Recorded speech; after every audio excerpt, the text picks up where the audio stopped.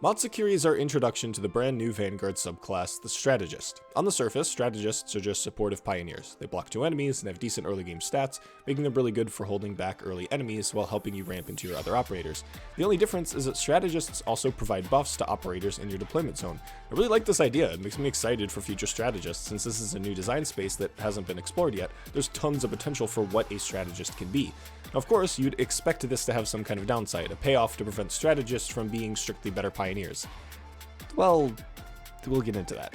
Matsukiri, being our introduction to the subclass, is quite conservative on what he chooses to buff, focusing on supporters and defenders, the two classes that are the least likely to be broken with passive permanent buffs. And also the classes of Haruka and Hoshiguma the Breacher, but I totally doubt that played an impact in Matsukiri's design.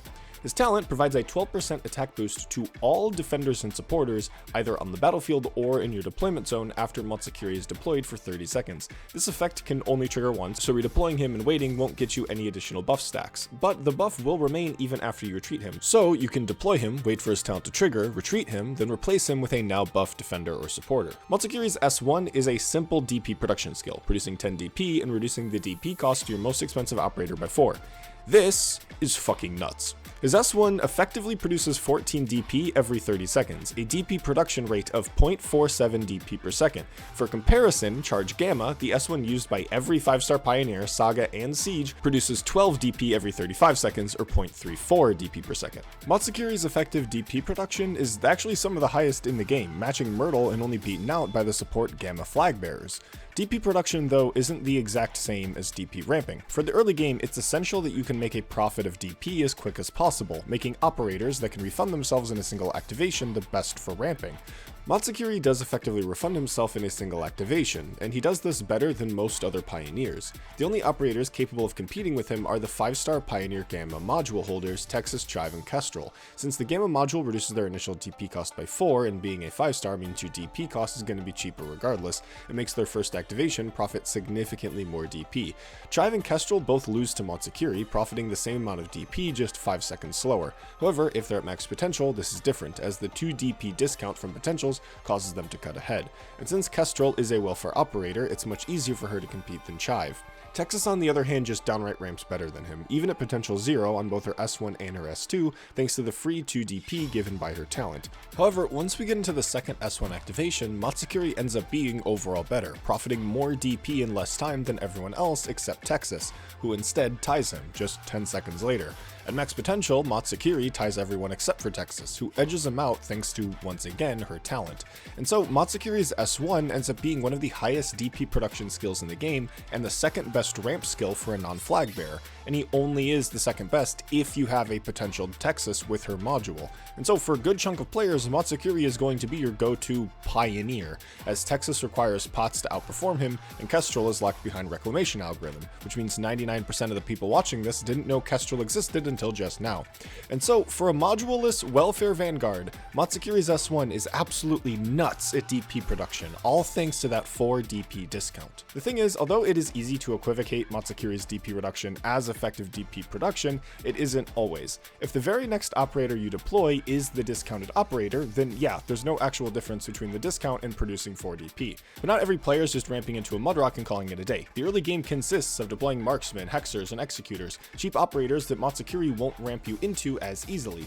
And so, in order to truly take advantage of Matsukiri's absurd DP production, you have to plan around it. If your squad consists only of cheap operators, then it's really easy to capitalize on the discount, as the operator you discounted is most likely the operator you're going to deploy in the early game anyways. If your lineup is based around ramping into a super expensive operator, then you can capitalize on that equally as much. Of course, even if you aren't deploying your most expensive operator every activation, you're not wasting DP, far from it. In the long run, you won't lose out on anything, but in the early game, where your vanguards have the most impact, you'll have to play around this DP restriction. His S1 is pretty interesting and weirdly balanced, being a really strong DP producer that requires some smart planning.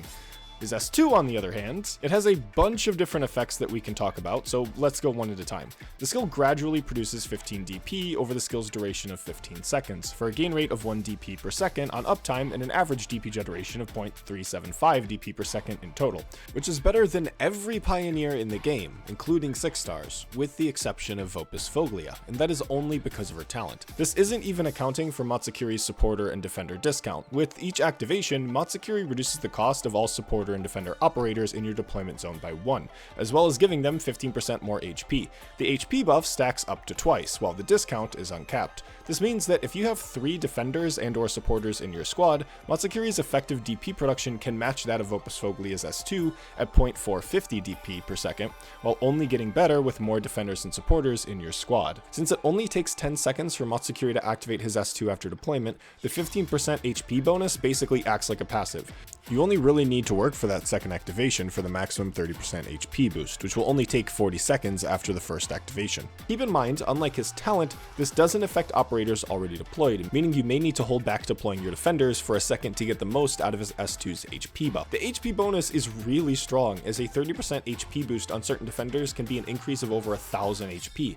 Although the HP boost doesn't affect supporters that much, as most supporters are ranged, it can be a good boost for artificers, since at base they're already pretty defensive blockers. Stat-wise, Matsukiri's S2 gives him a 70% attack boost and a whopping 10% HP regen per second. This pushes him to 1035 attack while healing 177 HP per second.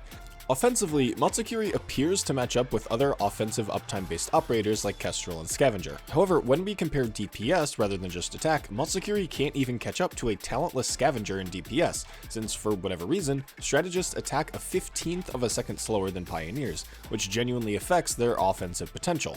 Defensively, he's quite unique, being the only Vanguard with a proper self-sustaining skill. You don't need a medic to keep Matsukiri alive, giving you more options for his positioning.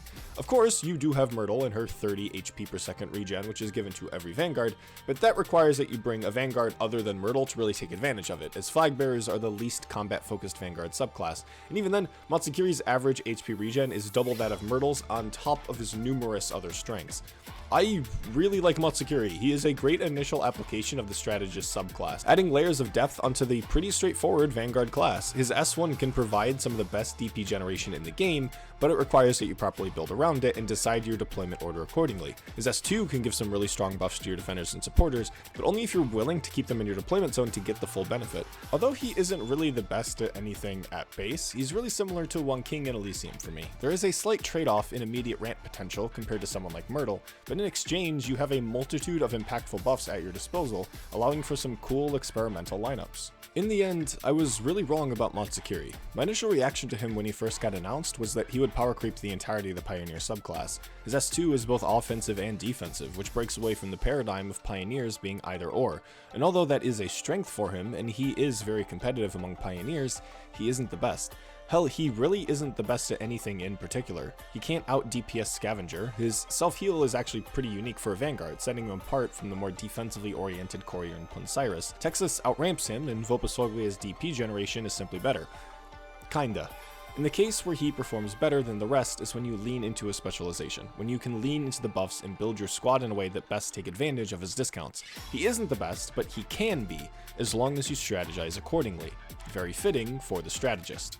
Remember, there are no bad operators, just huge profit.